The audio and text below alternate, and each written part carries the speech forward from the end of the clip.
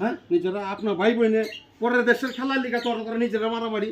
হ্যাঁ হ্যাঁ ফাজিলের এই বিশ্বকাপে এই খেলা হইতেছে এই কোন আমেরিকার মধ্যে এর মধ্যে তো তখন কি খাওয়ান দিব?